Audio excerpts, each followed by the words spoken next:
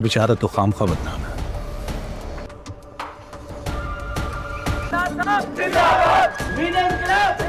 अपने बाप की करप्शन को बेनकाब किया है मैंने।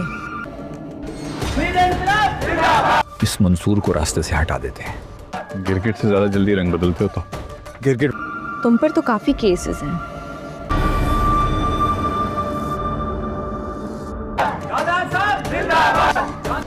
इंसान ज्यादा खतरनाक होता है।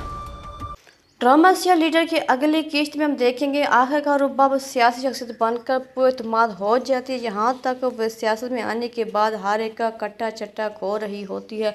वो उसी सिस्टर कमिश्नर के पास जाता है जो उसके बाप के साथ मिला हुआ होता था, लेकिन अब तो वो दादा साहब के साथ मिल चुका होता है और उसी के लिए सिफारिश भी करता है। उसे काफ़ी ज़्यादा धमकाने लगती है। उसे धमकाते हुए कहती है कि मैं अपने बाप की करप्शन को बेनकाब कर सकती हूँ, मैंने अपने बाप को गिरफ्तार भी करवा लिया, अब तुम पर भी तो काफ़ी केसेस है, अगर तुमने सही फैसला ना किया तो मैं तुम्हें भी गिरफ्तार करवा सकती हूँ।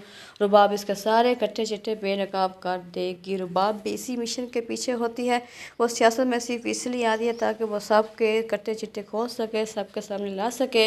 वहीं हम देखेंगे दादा साहब इलेक्शन जीत जाते हैं, सब इनके नारे लगा रहे होते हैं, इनकी पार्टी के नारे लगाए जाते हैं। जब वो गाड़ी से नीचे उतरते हैं तो सामने मंसूर की पार्टी के बैनर देख लेते हैं। इनको बहुत गुस्सा आता है।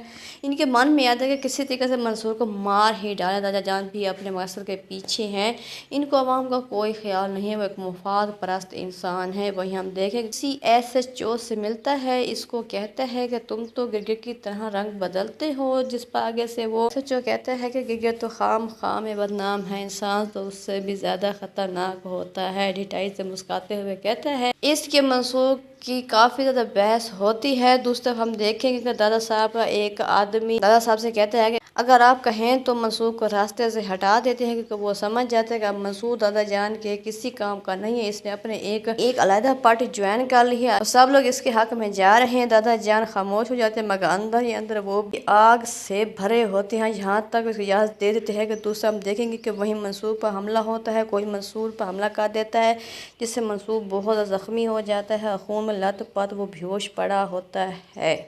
और रुबाब भी चाहती है मंसूर को पास धमकाने के लिए कि वो सियासत में ना आए बल्कि अपने घर में ही रहे, इसके लिए बेहतर होगा।